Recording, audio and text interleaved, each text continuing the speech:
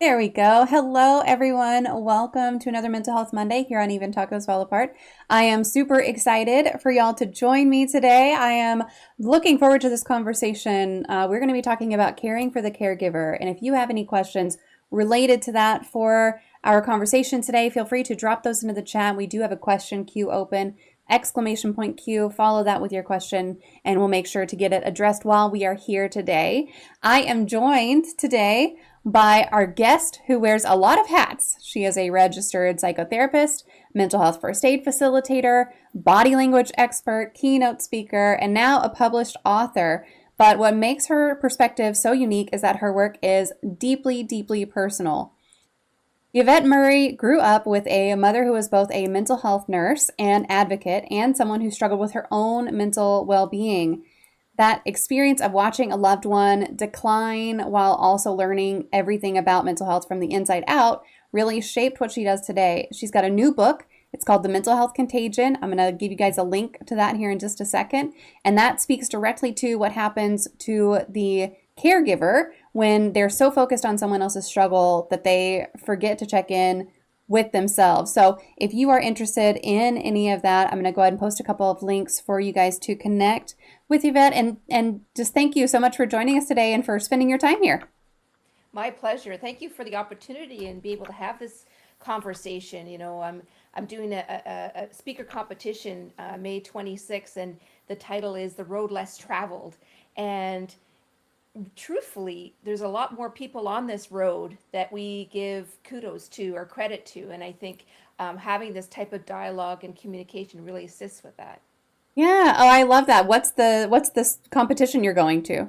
Well, it's called Speaker Slam, and it's local in Toronto. There's 10 competitors, and I wasn't going to do it because I am a competitor, and I didn't want to get distracted by me having to win versus the message going out there. But I really entered into a wonderful community that supports one another in their message to get their passion out there. So yes, very very cool experience.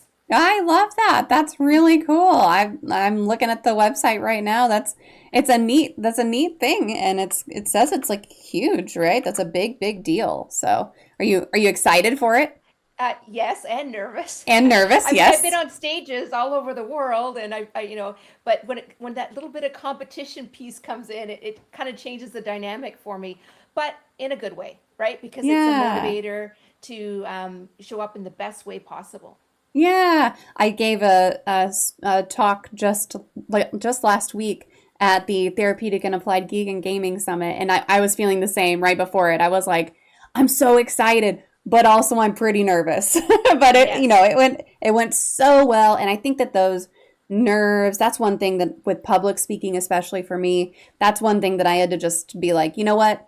Treat it like it's excitement instead of nervousness, and make sure you're prepared, obviously, like do all the things, make sure you're ready for it. But and that's been just the trick, is to be like, Well, this is I excitement. still to this day I said to my partner Dave the other day, I wish I had the formula that I can sleep properly the night before, and then after it happens, that I don't get that Yes. afterwards and regurgitating, did I say the right things? How did I come across? All of that stuff. And so I've just come to the acceptance piece of this is part of my routine. Yeah, yeah. I mean, listen, if you find out the key to that, please let me know what it is. Yeah, that'll be another book. Perfect. Hey, perfect. Absolutely. So I would love to know, just in general, what made you become interested in the specialty and mental health and really looking into this? Well, through my own journey, I've lived experience and living experience, and with my mom, living with bipolar. And although, I don't like to label it because the mental illness didn't define her. She experienced it, but it didn't define who she was because she was my mom, Hmm. and I didn't know any different. And what I discovered, in a way, it was really a blessing because I got the inside scoop. So she actually founded relaxation therapy in Ottawa, and she was all over the news way before we were talking about it. And I was blessed to be brought up in an environment where that was nurtured, that we had open dialogue if we were going through a challenging time, and I went through in school. I was bullied, and so my Mm. mom would be the bully advocate. She'd go in and tell the teacher, "You sort out your students." But she really held me and my emotions and very closely and very supportive at the same time. So although there were challenges growing up in that environment, I feel so blessed that it's maybe who I am today and being able to give back in the way that I give back. Yeah, I mean, I think a lot of folks, whenever they go into things like mental health, I feel like that's a very common reason is I went through this and now I want to help folks who are going through something similar. It definitely is one of those things that it could drive you away. Did you ever have a doubt in your mind that this was what you wanted to do, or were you ever like, I never want to do this? No, it was quite the opposite. You know, what it was for me all the years is I really hid my authentic self. And it Mm, was the moment that I was able to show up. What comes to mind is as I was starting to be a psychotherapist, one of the biggest healings I've had to date is this. We had to go through our own therapy, our own group work, and it was that moment that I recognized pain in another. And I went, mm, "You mean it's not just me?" Because when you go through a mental well-being decline, you have the internal dialogue of I'm not good enough, there's something wrong with me, and maybe I have a character defect. So when you can see someone reflecting back to you something similar, it can be very, very healing. And at the core of me realizing that there is another way to feel better and educating and letting people know that it is possible. I had one participant share with me. He said, I had self stigma around getting support. He says, I thought life just gave me lemons and I was making lemonade. And he says, I didn't realize that I didn't have to feel the way that I was feeling, that there mm-hmm. were support systems. So I'm not saying that if you recognize it in another, it's going to cure everything. Not that you need to be cured or fixed, but it does help with that. I'm not alone. Mm-hmm. And there are other people. So it's not just me. It's very healing. Yeah. And it just connects you to the people around you, which can definitely give you kind of that boost of, okay, there's hope. Like it's not just that it's not me, it's that there's hope on the other side of whatever I'm facing right now. Whatever I'm here, whatever the reason that brought me to here right now, there's hope for the other side of it. Because look at this other person who's going through maybe not something super similar, but they're here and they've got Well, their I own stuff they're remember going through. I talked in front of a group of kids. They were 12 to 17 at high school, and I was speaking to the group, and I spoke about my own challenges with mental health and things that I've gone through, and then there was a 13-year-old girl that came up to me at the end, and she says, "What you spoke about, I can relate to," and she says, "Thank you so much. You made a huge difference," and it's those voices because they see somebody like me that have gone through, built my resilience muscle, have gone through what I've gone through, written a book, now speaking all over in schools, on stages, things of that nature. And it's showing that where you are in that moment doesn't mean that defines you and that you're always going to be in that moment. That Yeah. there are ways to come through it. And I think where we're coming now as a community and society is we're opening that dialogue. There's more communication about it, more support systems, more. We're not perfect. We're not there yet. I'm not going to sit here and go, oh, we're like everything. No, we're working on it. But Yeah. I think we're heading in the right direction with it, Yeah. Yeah. Oh, yeah. I mean, there's still plenty of work to be done. It has for come sure. ways and miles and miles and miles since even just a decade ago. It's come a long way. Yes. Do you have a true crime story that fascinates you? Well, when you first asked me that question in the notes, and I was just like, wow, I used to be the Dateline, 2020, and I Yeah. was glued to every scenario.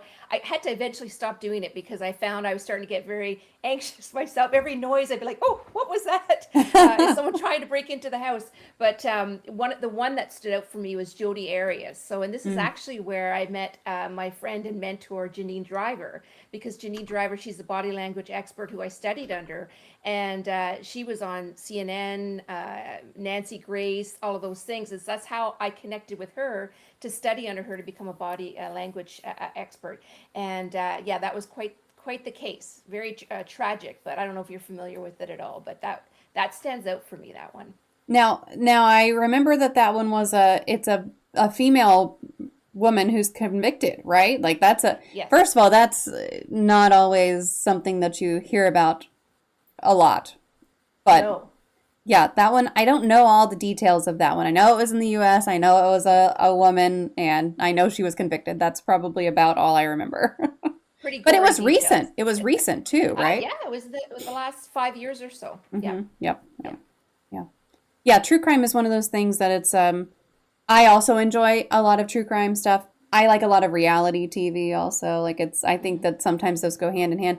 But my oldest, he's 19 and he'll come home from college and he'll put on, whatever the latest Netflix documentary is and we'll sit there and watch it and then we have to kind of switch over to something lighter. Like it's like Yeah. I've had enough. I need a break from this. And by the time I say I've had enough, he's like, "Oh, thank God." It's true. Like I've recognized for myself the things that used to enthrall me, I reconsider it now. I Hmm. go, how's this actually going to make me feel? And so I recognize that I am impacted. It reminds me of a story I actually share in the book about, well, they have this in Canada and the States as well, intervention. And, the interventionist preps everybody before the person comes in and, and says, you got to be care of yourself too. Like this is actually impacting you too. And Yeah. not just the people in the room, like the loved ones, it's also the people watching. Like Yep. don't underestimate the power of how it can impact you if you're watching these types of things. And so as much as I like to dive into it, I'm now more aware of going, is that going to really help me the way that I'm feeling right now? Am I in the best place to be able to watch this, or is it going to actually bring me down? Yeah. Yep. And there's a line between how much of this do you want to consume and learn something from versus how much of it is now I'm not learning, now I'm just binge watching. That's right. That's right. Yeah. And that's okay in the right, it's not like all moderation, right? Yeah. I call it the no-brainer TV. Hey, I'm all for that. But if you Yes. find that you're finding yourself in that, you're diving deep and it's like one more episode. And you're like, Hmm. oh, I got to get up early to be mindful of that. Yeah, for sure. So take us back to growing up with your mom. What was it like for you? You watched her navigate this advocacy work, which now you do something similar, not exactly the same, but then also her own mental health struggles. So what was that like for you? Uh, it was challenging at times, Mhm. because I wanted to take care of my mother. Yeah. And it reminds me of a story. I'm hiding in the closet and I hear the pitter patter of my dad's feet go out the door. I'm about 8 years old at this point, and I come out of the closet. Okay, I'm safe to come out, and I go straight to my mom's room. And she had come in and out of hospital, wanting to die by suicide, several suicide Mm. attempts. And that little 8-year old girl wanted to save my mom and felt that if I stayed home from school, that I would protect her from herself. And that theme sort of went through my entire life with my mom. We were incredible mother daughter. She was my cheerleader, incredible. I'm so blessed to have my mom as my mom. But it did come with challenges, and it helped me grow in ways um, that here I am today, being able to share those experiences and help. And that my mom was very much that way as well. She was always, as much as she had her own challenges with her mental health, she was always, the life of the party, very giving, very loving, very understanding. And so I had to learn in our dynamic to bring myself into the picture, that I Hmm. mattered too, because I was the breath of fresh air that would come into the room. And I remember when my mom was battling cancer, and she went and had some treatment done, and I'd actually packed myself up, all my storage stuff, and came to Ottawa and lived with my parents for about 6 months as she was going through the treatments. And I remember her saying to me, a few years later, "You saved my life." And I'm like, no, no, no, I didn't save your life. But my mom really felt that I did. And, that dynamic carried through literally right up to her dying day when she died of Mm. cancer. And I know I'm going a bit deep, but she died of cancer. And it was, the irony of it and the recognition of here's a woman who wanted to die by suicide. Hmm. And by the time she was on her deathbed, she woke up saying, "Am I dying? Am I dying?" And, in good old Yvette fashion, trying to make things lighter. I'm like, well, you're not dying right now. But I said, yes, mom, you are dying. She goes, I don't want to die. I don't want to die. And, coming back to that 8-year-old girl, that Mm-hmm. I can't stop my mom from dying. I can't save my mom. Right. So there was huge growth in me to recognize all along the way, that I was the breath of fresh air and the sunshine for my mom. And sometimes I stepped aside my own uh, feelings during that period, because and that's one thing I like to tell people as well, or just let them know of that. You matter too. And sometimes when we focus on the person that's going through the mental well-being decline, it can directly impact those around them. Mm-hmm. For example, if you have a sibling, not a sibling, offspring that's going through maybe a substance use problem, and all the focus is on that person. Well, what about you know Johnny over here who's getting A's in school and comes home is all excited. Oh, look, I got my A, but I studied so hard to do. But the focus is over here, and it's like, oh, Yeah. that's good. But anyways, let's focus over here. And so we have to be mindful that we're all in this, and we're all impacted. Not just the person that's going through the mental well-being decline. It's literally a ripple effect, a contagion. Yeah. You talked about being that 8-year-old girl and being like, I want to save my mom. And then as an adult, you moved back in with your parents too.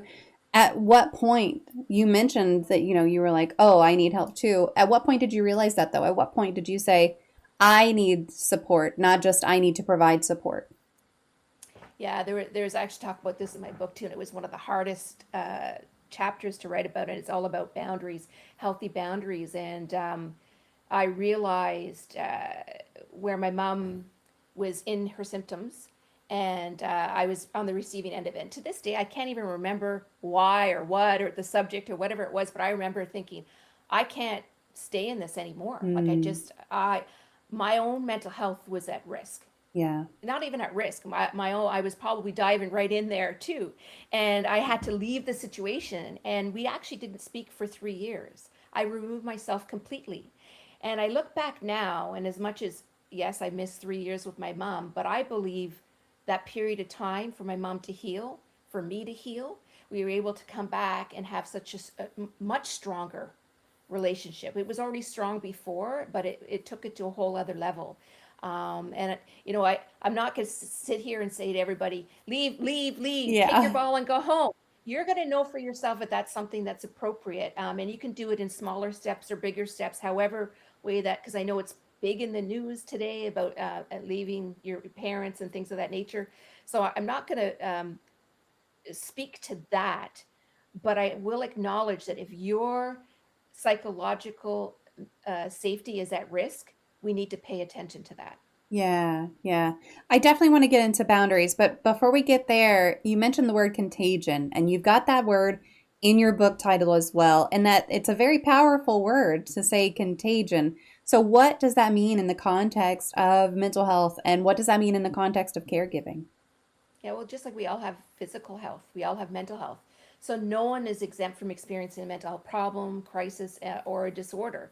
And even though mental health isn't transmitted like a virus, we're really still susceptible to feelings and effects from someone else, as I Hmm. mentioned. So, someone, for example, can have an anxiety disorder, and it can create anxiety in others around them, or their symptom can affect us and put your own mental health at risk. So, the risk is higher without the proper support tools and preventative measures as well. And I think stigma also surrounding mental health issues contributes to the contagion, as well as a lack of self care among caregivers. Hmm. I recently came back from a trip to the United Kingdom to visit my mother's sister, who's now 95 years old. And she shared with Wow. me that, mental health back then was a dirty word, right? And it wasn't Yeah. spoken about when she was growing up at all. You wouldn't talk about it.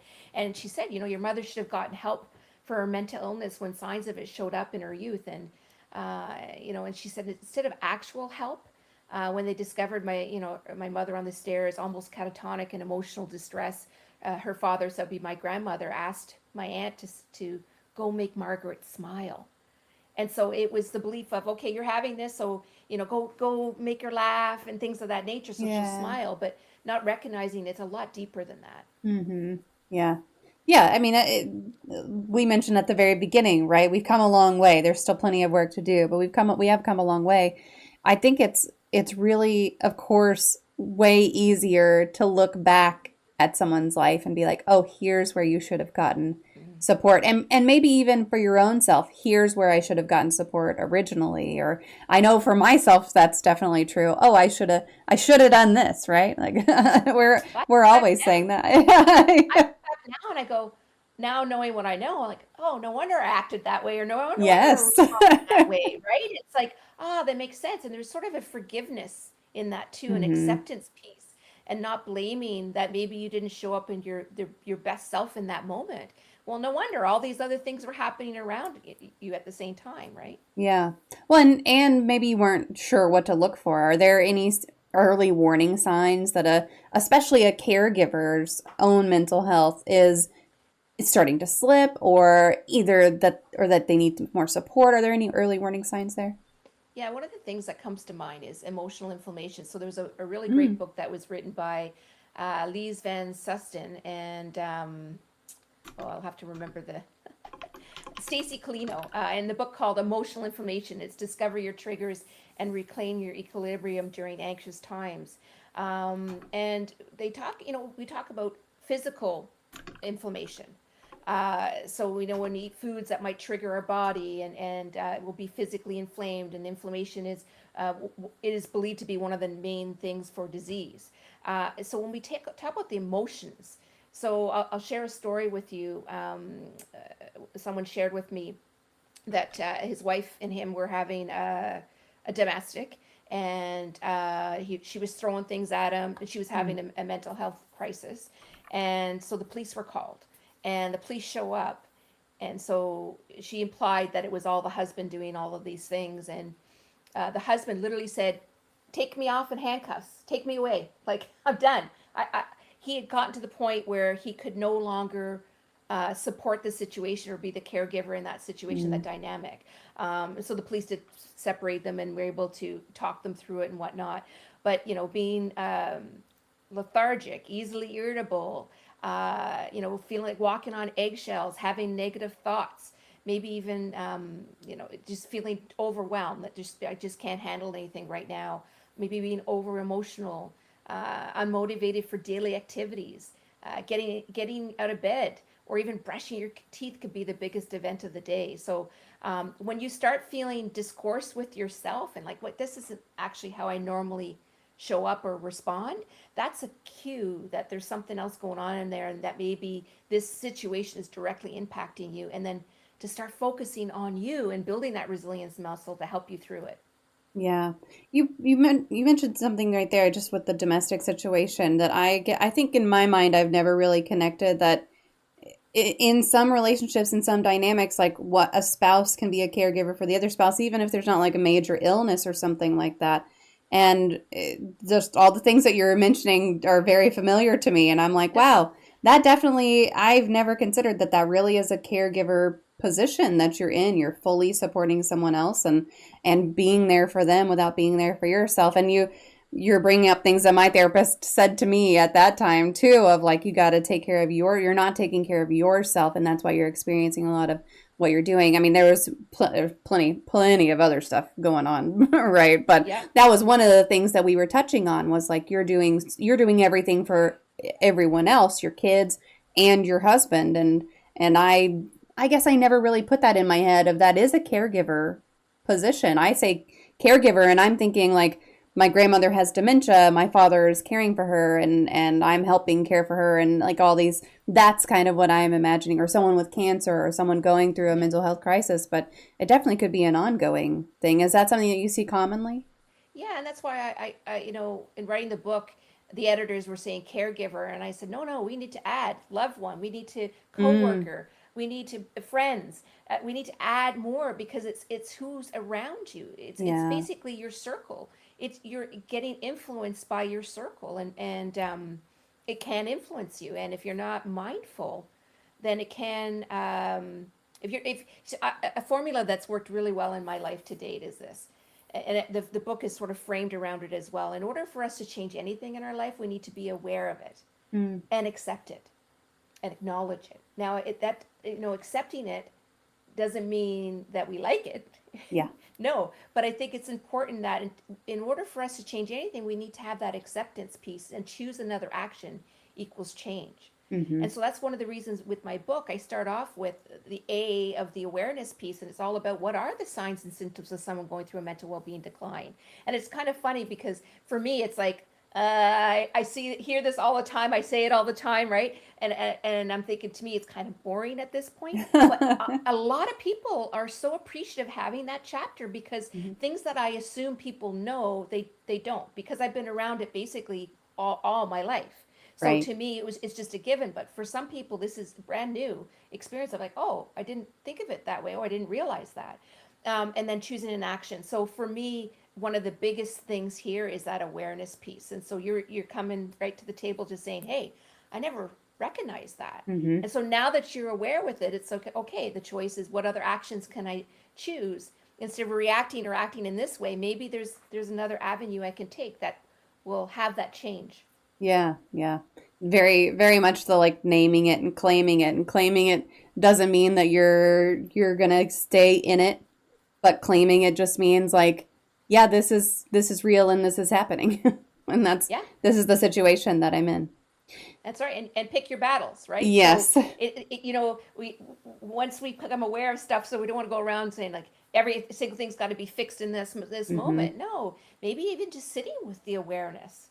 Is this something that is part of boundaries? Is this something that I'm willing to accept and be in the midst of, or is this have to change? And Yeah. so sometimes, you look at the bigger picture and you go, well, right now we'll leave this one over here because we need to focus on this one over here.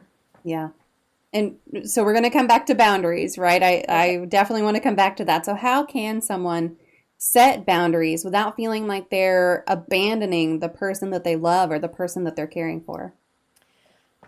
You know, I wish I could give you the answer to that, a perfect answer. I was It's hoping. but I will share some inspiration towards that. Is that it's really how you navigate it in your own mind, and how you see the situation, and look at it. So there's two scenarios that come to mind. One is, it's a fabulous movie called Four Good Days, and it's with Mila Kunis and Glenn Close. And it's one of the scenes that is just heart wrenching. But Mila Kunis has got a substance use disorder, and she shows up at the door and looking for the mom, Glenn Close, to assist her and help her. And the mom had to put a boundary down. No, I told you, if you're using, you can't come in here. And so fast forward, you see the daughter out on the stoop. For 4 days, she stayed out there. And you see Glenn Close looking out the window, and it's just heart wrenching. And Glenn Close is doing her own, drinking wine to numb the pain of what this experience is. It's heart wrenching. And it's beautiful, beautiful story. And it's based on a true story. Today, the daughter is actually in recovery, and the mother stood by her the entire way, even though it was hard. But she still stood by that boundary of, no, if you're using, you cannot come into this home. And so Hmm. it's a whole, you see the whole story. It's quite a beautiful story and heart wrenching, and that's the truth. It's not an add water and stir. It's not, okay, listen to Yvette on the podcast, and next thing you know, everything's going to be, no. The part is to be realistic about it. Another story that I think is very powerful, and I've always asked permission to share this, but we have Charles and Jerry, and Charles, newly married, kid on the way. His mother had just died, and Jerry and they were brothers, and so he let Jerry stay in the basement of the house, and to help himself get back on his feet and get sorted.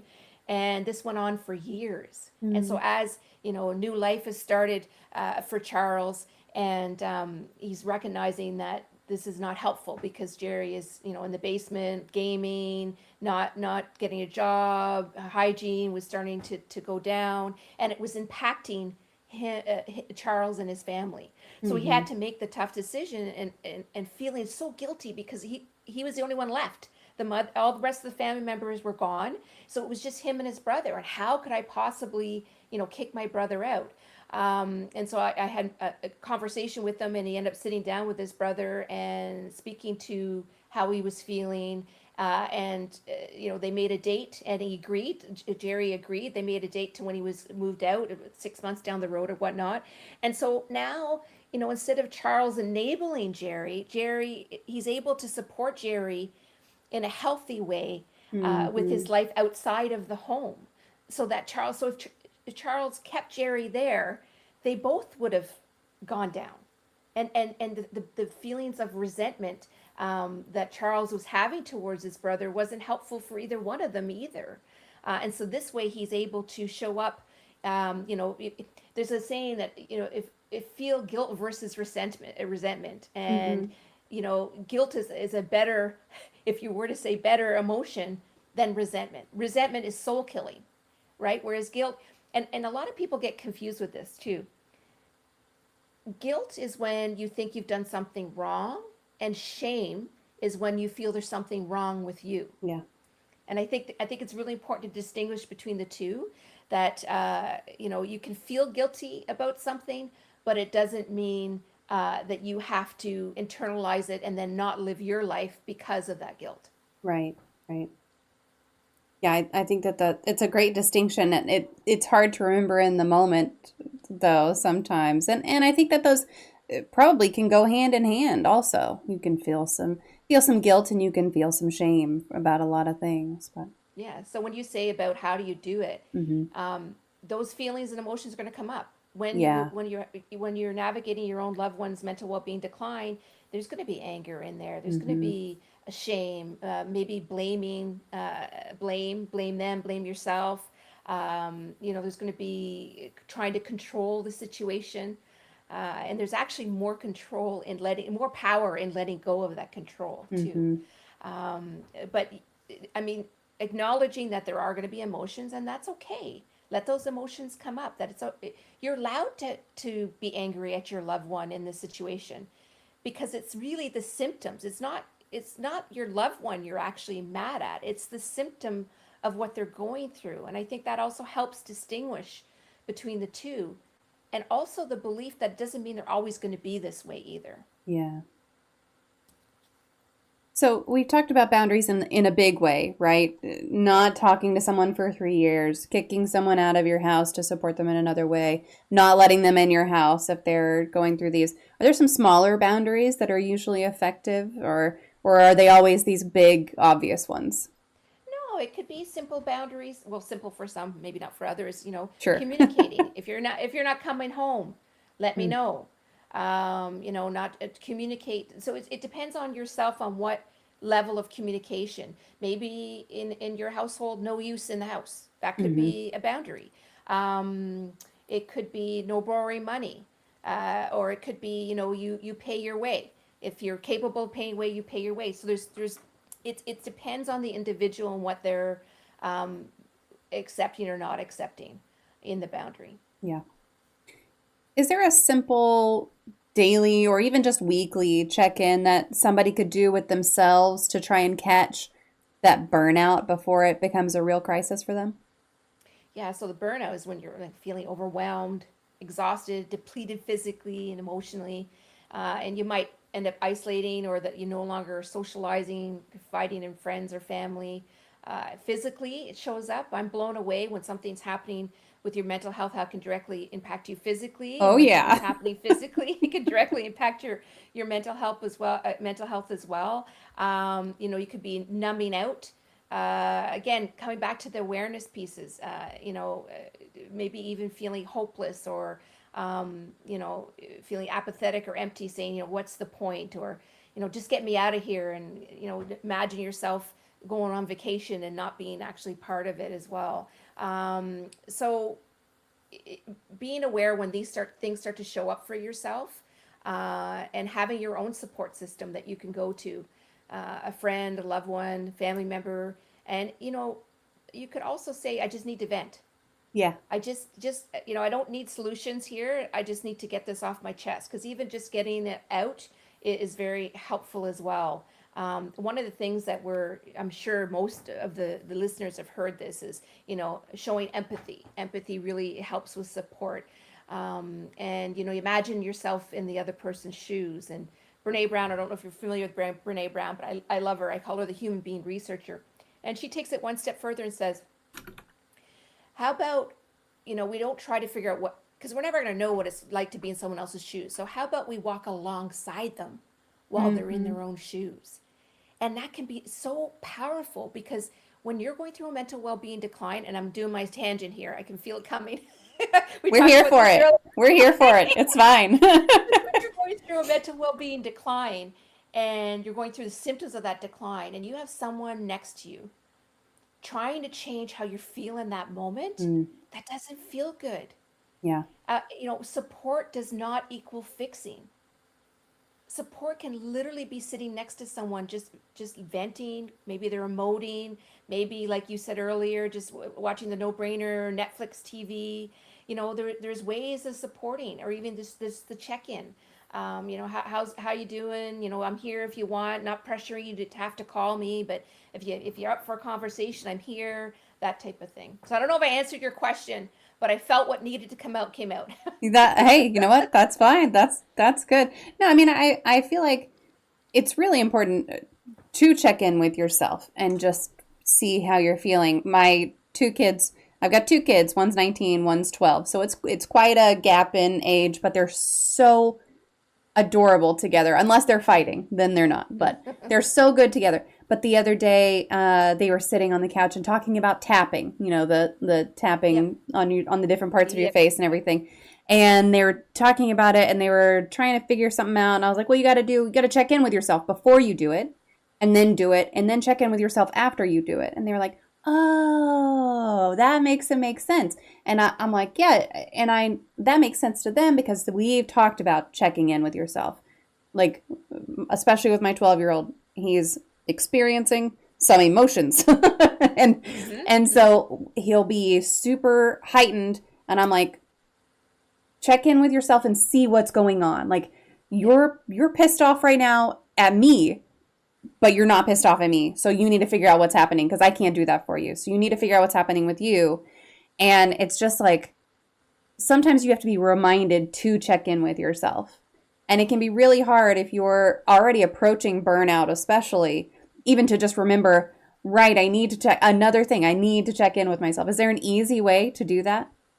Well, and that's the thing is we don't check in. Most of Mm-hmm. us don't, especially when you're in support of a loved one going through a mental well-being decline, Yeah. because our energy and focus on there. How could I possibly think of myself at a time like this? Because they're going through this. And so, and I remind people that it's not a competition. It's Mm-hmm. your feelings and what you're going through are your feelings and they're valid. There's lots of things that are maybe worse going on in the world, but in this moment, to acknowledge that that's how you're feeling. You don't have to defend it. You don't have to justify it. Just acknowledging it can be powerful. And Yeah. I often think of this scenario where my dad would say something like, oh, my lower back hurts, and my mom would come in, my back hurts, and I have a headache. It's like this one-upmanship, right? And so we tend to do that. It's like this competitive thing of like, well, you can't feel the way that you're feeling because I got a way worse. Well, no, we in your life in that situation, that's a big deal Yeah. for you, right? Yeah. Yeah. And it's like saying, well, you can't be happy because I'm sad. Like that's And not that's part of that's it too. And this is one of my biggest lessons is being able to come fully be in a good place in my life while other people are struggling and giving myself permission to be there and enjoy it and allow myself the kudos that go with it or the excitement that go with it, because what we tend to do is like, oh, well, it's not that big of a deal because this is happening over here. And I say, I'm bringing them out, I can't help it. I can't help it. They're here. I'm bringing them out. We need to cheer ourselves on I love throughout it. it all, right? We need to acknowledge when life is good, because when life isn't good, we're pushing also the joy and the fun down as well, Yeah. right? Just quick story about this. These they're actually hula skirts. Oh, I love that. with I see it. wine ties. And so what I would do virtually during COVID, we talk a lot about self-care in our mental health first aid program, and I would cheer like this, the virtual cheer. And so I'd always say, I got to get myself some pom poms. So fast forward, I'm in Halifax doing a conference of a couple hundred, and two ladies that I did this with, like the whole, I'm like, yay, self care.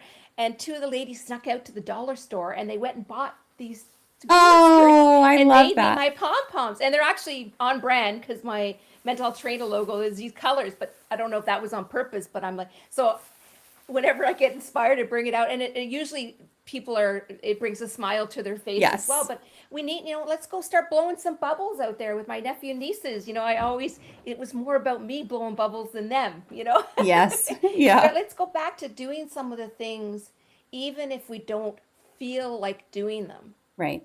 I Right. think it's important to bring the little pieces of joy in there. Yeah. If someone has gotten fully to caregiver burnout, what does recovering from that look like? Is it just, I just need a rest? Is there a process to actually recover from caregiver burnout? Yeah, it's universal, Mm. for sure. And self care really can be instrumental in warding off burnout and maintaining or improving your mental health. So it's really a must for self preservation, regardless of the challenges that we face. And it's also a workout, right? We're building our resilience constantly. So how I manage things now is very different than back then Yeah. because I've got my toolbox and my resilience. And so it's a process. And again, speaking to the 4 A's: awareness, acknowledgement, choosing another action equals change, and being aware how you're feeling, that you matter, you're part of this picture, and what do you need to do for yourself to be able to show up in the capacity to be there for others in a healthy way and for yourself. Yeah. Yeah. Is that different for each person, or are there some things that are like, this will always help? If you do this one thing, this will always help. Well, everyone is different, but I find mindfulness, quieting the mind, is very helpful. Laughter, we just spoke about bringing joy. There's laughter yoga. Those are things that are helpful. Getting your aggression out, too. There's, we go into a room, break things, ripping a Hmm. phone book up, punching a pillow, getting in touch with your anger, driving in the car, yelling at the top of your lungs, make sure the windows are closed. These are things that can help build your resilience muscle. You know, Focusing on managing expectations for yourself and for others as well is really key. And do your best not to try to control the situation. Hmm. It's when we try to control it, it could put things in the way of the healing, and divert from what needs to happen in that moment. I had a sort of an analytical hypothetical view of burnout in real time. I went out to shovel the snow, and I didn't bring my keys with me, and went through the garage. I thought it was just gonna be a quick, a couple shovels and I'll be done. And I didn't have socks on. I only had put my feet right in the boots. And then I was out there for about half an hour, and I realized, oh, it's getting cold. I'm gonna go back in. Well, wouldn't you know, my garage door opener wouldn't open the door. Oh And so I no. am literally outside, and I don't have my resources. I don't have keys to get back in. Didn't have my socks and things of that nature. And so burnout can be like that. It can sneak up on you. You think, oh, go do about my thing. And all of a sudden you're like, I have no resources. I'm Right. depleted. And I had to go to my neighbor begrudgingly because I was very embarrassed by it. And he happened to have a battery that could hook up to the car, the garage door. So my point to this is being aware, being prepared, having your own toolbox, your own self-care things that make you tick. So for me, quiet, isolation, Hmm. going for walks in nature, looking out at the skippies and the chippies. I'm quite often staring out at the window, just kind of calming things for myself. Those are all things, those are my toolboxes. Calling a friend, calling my dad. These are all things that support my own mental health. Yeah. And we've talked about this before, but also making sure you know what the best tools are for you before you get to where you need them. Yes. Like on a good day, sit down and make your list of here's the things that I really think would help me whenever I'm having a bad day or whenever I'm facing burnout or whenever I'm having a depressive episode or whatever it is. If I'm really anxious, like write down all those things that are options for you, and then you've already done it for your future. Your future self Yeah. can thank you later. Yeah, like notice, uh-oh, there's that feeling again. Okay, when I'm feeling this way, what's the thing that I need to go to and do? And Yeah, it just, for me, it's a recalibration. It's just the not isolation to the point where I don't engage. It's more I just need some quiet time. yeah, I just need to be able to come inward again, check in with how I'm doing and what do I need to support that. yeah, absolutely. Is there a particular story from your book or a tool that you mention in your book that you feel is maybe the most important one for caregivers to hear? Obviously, we want them to go read the whole book, but Yeah, I think bringing yourself into the picture, you mm, matter too, is a big tool, and emotions, allowing the emotions to flow. I'm a firm believer, and if you feel tears come up, what do we end up doing? Kind of push them down. And it's actually proven that when you cry, it releases what they call feel good endorphins that release both, assist with both physical pain and emotional pain as well. And I have a visual of a beach ball. Have you ever tried push a beach ball underwater? Push, push, it gets really hard, hard, hard. And then what hmm, happens when you let it go? Poof, it pops comes up up. tenfold, right? It comes out in anger if you don't do the emotions, aggression, a displacement. So I'm a firm believer in being in tune with those emotions, allowing them a safe place to express those emotions. Give yourself permission to cry. Hmm. It's nothing. I think 20 minutes is the latest stats of, a real good cry. And if you find you're crying more and more than usual, seek support for that. But there's nothing like, I call it a good snot cry, where your eyes are bulging like frogs the next morning, and they're the most cathartic cries, and they can really clear away some of that emotional debris at the same time. Yeah, So that yeah. is my go-to life hack, favorite life hack and tool. Yeah. So you teach mental health first aid. How does that training apply to someone who's helping a family member versus I know the mental health first aid when you go to all these classes, they're very focused on the folks who are around you as far as colleagues or peers and that kind of thing. So is there a difference between applying what mental health first aid talks about to a family member versus a work colleague or something like that? Well, we are all human, and mental health first aid teaches us to listen, to validate, and guide them to the best support. So empathy is really, really key here. And so when we get out of the way of trying to fix it, we the person in front of you, no matter whether they work, you're a colleague of yours, a loved one of yours, the essence of how we would support them would be the same. Yeah, and you want to be mindful of creating a safe space for them to have that kind of conversation with you as well. Yeah. And I think we really need to let go of our preconceived notions of what that looks like or sounds like, and the timing. For example, so you might come up and say, "Oh, I've noticed that, and I'm here to support you. Is there anything I can support you with?" And they go, "Oh, no, I'm good. Thanks, thanks." And they go away, and maybe they come back in a couple of days and go, "You know what, Yvette? I thought about what you were asking, and yeah, I would like some support because maybe that was the first time anyone noticed them in their pain. Hmm. Maybe they didn't even notice for themselves what they were going through. And so sometimes we can be very much like, no, I'm good, I'm good.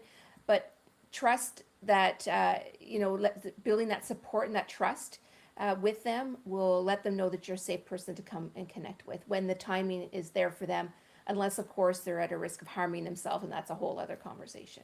Yeah.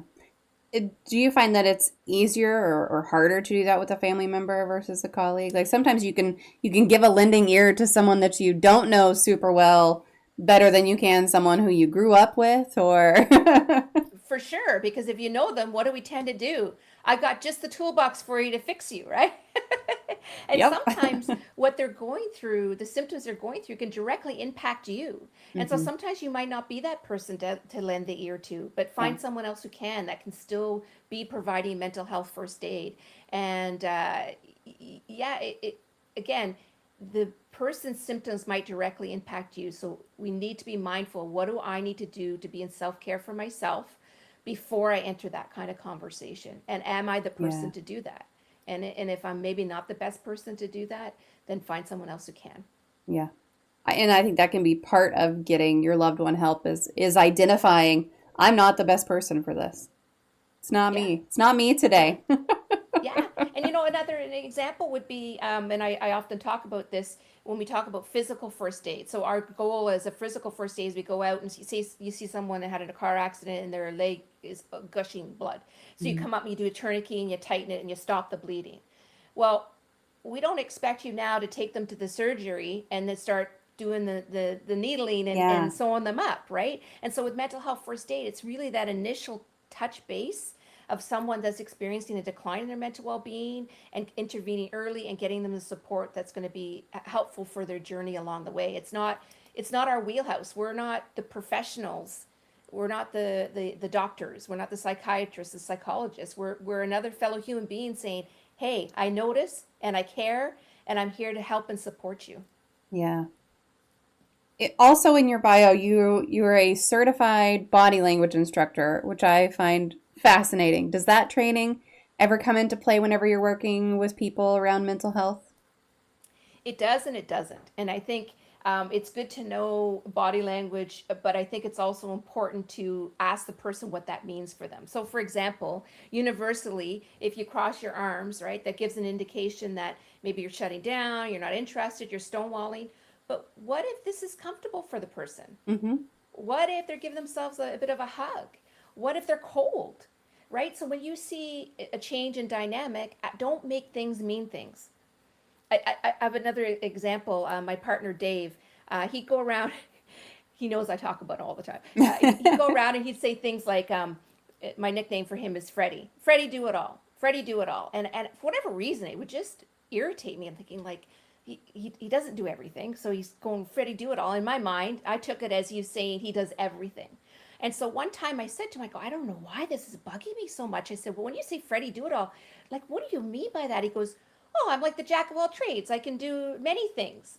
And so here I have my own meaning and dialogue of what that means, and he has something completely different. And Yeah. so people have turn of phrases that might be different. They have maybe inside jokes that are really funny, but maybe they come across as hurtful for someone because Mm-hmm. we don't understand what that means for them. So I think it's really important when it comes to body language and you see something different in someone to ask them what that means for them, and universally be mindful as a person being supportive and listening to not do this Yeah. because it does give the impression that you're shutting down. But the other thing is to be mindful of fidgeting or clicking a pen. And so, but here's an example. Some people are comforted by doing that, by fidgeting. I'm playing So, with my necklace this whole well, there you go. time, but I'm doing it, but I'm doing it down here. well, this is it. But the thing is if you and I were in a conversation, you were supporting me, you might say this. Don't mind me. This I do this all the time. It Yeah. helps equalize me, or it makes me feel calmer, or whatever. Just explain, because Hmm. if you didn't, then they go, oh, they're not interested. There's like, can't wait to get out of this conversation, Yeah. and then the person would just end up shutting down as a result of that. But open that dialogue that it's okay. I noticed that, and ask. Hmm. And sometimes it's hard to be aware of your own body language. So like I do this without notice. It's just I'm a fidgeter. That's all. I take fidget Yeah. toys with me when I travel to conferences, like all the things. I always take fidget toys. But also not super long ago, my oldest was home and he was sitting on the couch. And I guess I walked to the kitchen probably to refill my water or something, and he goes, "What's wrong, Mom?" And I had just walked from here to the kitchen. I was like, "What do you mean, what's wrong?" Which, first of all, if I'm going, "What do you mean, what's wrong?" Like, obviously something's wrong. The tone. Yeah. Yeah. But he goes, "You're doing your complainy walk." And I was Oh, like, I love "What are you talking about?" He said, "When you're upset about something or you're tired of doing something, you walk in a specific way." And I'm like, I had no idea. Don't you love that awareness? That's so Yeah. fabulous, and the Yeah. support that went along with it. Yeah. For me, I if and Dave knows right away. Like I play with my nails, and that comes from when I used to bite them as a young person. But I pick at them, and he'll go, what's bugging you? Like right Mm-hmm. away, and I didn't even know I was doing this. And right away, I'm like, oh, because I'm contemplating this, or I'm starting to do the downward spiral, right? I've got Yeah. something here, and then I keep going and making it worse. So yeah, you're all being mindful, or even my friends often say, "Oh, Yvette, we'd love to play poker with you because you have everything written on your face." And it's Yeah. true. Like if I'm mad. It's like uh-oh, or if I'm being cheeky about something, and yeah, so I have a very descriptive. So when you're supporting someone going through a mental well-being decline, be mindful of your facial expressions too. Because you don't want to be like in pain listening to them, right? Yeah, yeah. Now, I know you've also worked across a range of industries, government, retail, Starbucks, and in different ways, those can have different types of burnout. Is the burnout pattern across industries, is it different or is that pretty universal? It's pretty universal, and it's based on how the person ticks too, what how they manage Mm. themselves in given situations. But having said that, there are industries that are higher risk, and that would be like caregiving, frontline workers. These are all high stress. And what I Yeah, love, what a lot of workplaces are doing now in the requirement for jobs, is they put in the psychological demands. So they outline exactly what type of psychological demand this job will take, which gives the person an opportunity to go, I'm not into that, or you know what, yeah, I'm up for that challenge. So I think that's helpful as well. yeah, yeah. So, Bite Mark couldn't be here tonight, but she did send a question ahead of time. She would like Uh-huh. to know, what is your favorite poem? Yeah. uh, my latest favorite poem, because it happens to be in my book on page 87, is called "Will You Hold My Hand," and it's by Zoe Johansson. And I asked her if I could put it in my book because it basically, the theme of, don't try to fix me. Can you sit beside me as I go through this? And it's very, very powerful. And I think if we could, you know, release that fix it mode from us. One person said to me, she was sort of beating herself up with the fact, oh, I wish I didn't have to think about fixing people. Like, I wish I could just let that go. And I'm like, well, hang on a second. Let's embrace that, and let's love the fact that you have that desire to try to make someone feel better or to fix them. But it's how we navigate that desire is the key, right? It's how do we manage that, because we aren't able to fix anybody. Yeah. We're not. And so recognizing that, acknowledging that, and how do we show up for that individual, and put that fix it desire at bay, but come with the essence of wanting to help them. Yeah. Boy, I would love to just be able to fix everything for everyone. Yes. And in my opinion, some people need to be fixed, but that's my opinion, and that's not the reality of it. Is that person is a person. They're not something that's broken. You gotta reconcile that in your own head sometimes, or I do at least. Well, and that's a piece of where are we in judgment of others? Where are we in Hmm. judgment of ourselves? And also being mindful. I remember when I started teaching the mental health first aid program, and I had to take it a couple times to get familiar with the content, and I came away from it going, I didn't realize I was in judgment as much as I was. I was stigmatizing, I was labeling, I was doing all of these things, and I thought, so I often share people the cautionary tale of, judging the judge of the judge of the judges, and stop that cycle. Because what did I start doing? When I started seeing myself in judgment, I started judging myself for being in judgment. And then I judged others for being in judgment. So we have the opportunity to go, yeah, that's judgment, and not beat ourselves up. Press, I call the big red reset button. Press that button, and we can rephrase, rethink, do what we need to do, and say what I meant to say was, or what I want to think about that is this. We don't. We have the ability to change anything in that moment. If we said something or did something that we know for ourselves isn't the best, to say, let me rephrase that. Yeah. We can do that at any time. Boy, if more people would say what I meant to say was, Yes, that would heal a lot of things, I for think. sure, for sure. Yeah. Uh, Well, we are coming up on our last couple of questions. So, anyone who's here live, if you have any questions, make sure that you pop them into the chat, and we'll make sure to address them. And then, what is your favorite life hack? Uh, Giving myself the opportunity to have a good cry. Yeah, And not stopping it, like just giving myself permission to do it, and acknowledging my emotions, not pushing them aside, that I am worthy, I matter too. And when I'm in care of myself, I can show up stronger and healthier for others.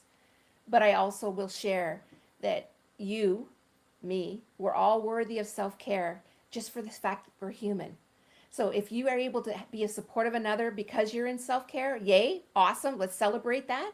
But you don't have to defend it, and you don't have to be in self care because you're going to help other people. You are worthy of self care just for you. Yeah. Yeah. The crying part makes me think of something that happened with my 12-year-old, but we have tissues all over the house. I'm a crier. I cry at every little thing. It's fine. I just grab a tissue and move on, and it's fine. And my kids will go, "What is it? Did you see a cute duck?" I'm like, "Yes, I did. In fact, The I kids did. know you. Thank you very much. I did see a cute duck, and now I'm Yes, crying."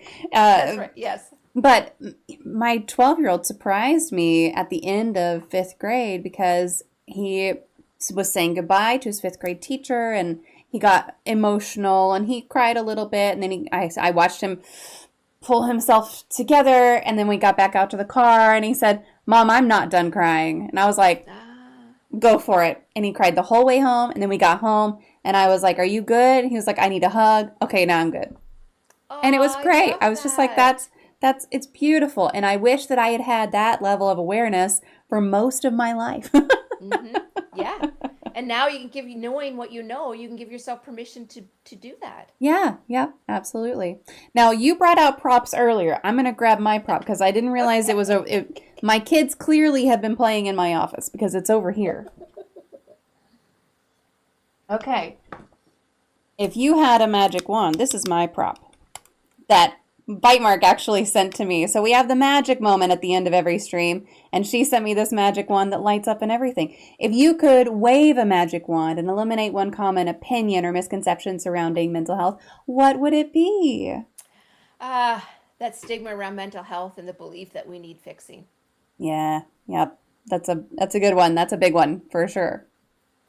Well, I'm going to post your links one more time for everyone. I've got your website, Facebook, YouTube, Instagram, LinkedIn, and a link directly to your book. So, folks who are here, if you click through any of these, make sure that you engage with the content. Make sure you like something. Make sure you repost something. Make sure you comment on something, and that'll get Yvette into your feed a little bit better. Yeah. So, make sure you do all those things. I'm going to post this one more time. And then while I'm doing that, Yvette, I'm just going to give you the floor and let you talk about anything we didn't get to talk about or anything you got coming up. Well, I do have that speaker slam, and I'm thinking about props that I should bring my cheerleader pom poms and the beach ball with me too. But Yes. um, be gentle with yourself. Supporting someone going through a well-being decline, and talking about mental health, even just listening to this podcast might bring up stuff for you in your own Mm-hmm. life, and to be mindful and gentle with yourself around that. And if you need support, or you feel you just need someone to reach out to, do that. That you are worthy of that support as well. And you give support to others, you're worthy of support as well. Yeah, I love that.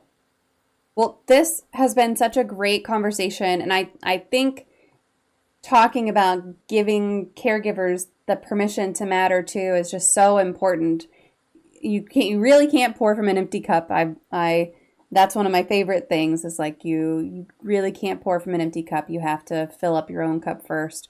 And you certainly can't show up for someone if you're quietly falling apart yourself. So, thank you for being here with us today to talk through this. And folks, if anything that we talked about tonight resonated with you, go pick up Yvette's book, The Mental Health Contagion, and also follow her, all those things that we just talked about. You can find the links in the chat right now. If you're listening in the future, the links are in the show notes. And then if you are in a caregiving season right now, I hope that you got something from this episode and from this conversation. Yvette, thank you so much just for being here and for the work you're doing. We're all better for it. So thank you for taking the time. Thank you. Thanks for opening up the dialogue. I appreciate it. Thanks so much. Absolutely. Folks who are here, stick around. I'm going to give you a puzzle to work on, and then I will be right back. Let me disconnect with Yvette, and I'll see you in just a minute.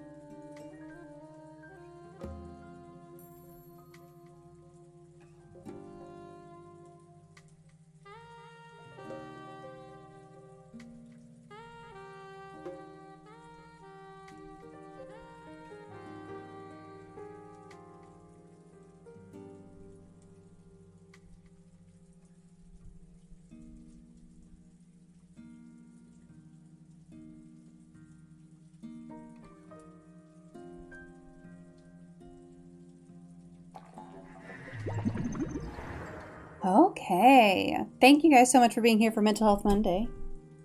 I better check work and make sure. We're having a fun time at work right now. Make sure there's nothing that I need to do. Doesn't look like it. Looks like it's fine. And I got the podcast episode scheduled for tomorrow morning, so it should be good. I was thinking about maybe playing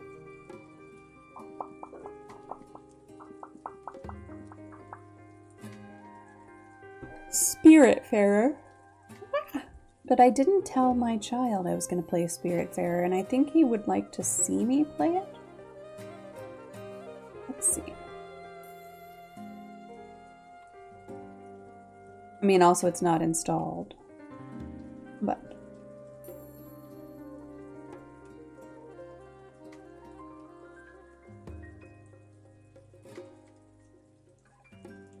I'll install that and maybe play it Wednesday or something like that. This is going to shock you, what I'm going to choose to play.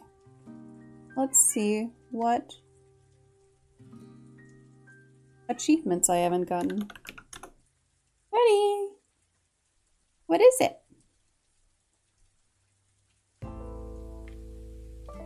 What is it? So we got the one last time. The England one, right?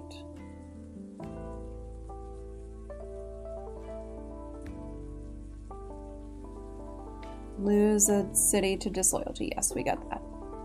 Now, what are we in? We're looking at orange things.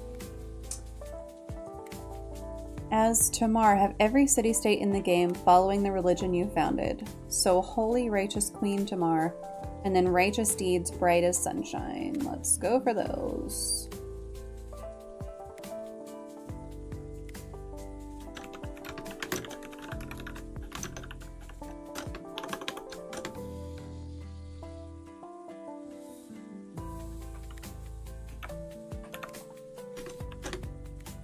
And radiant deeds bright as sunshine.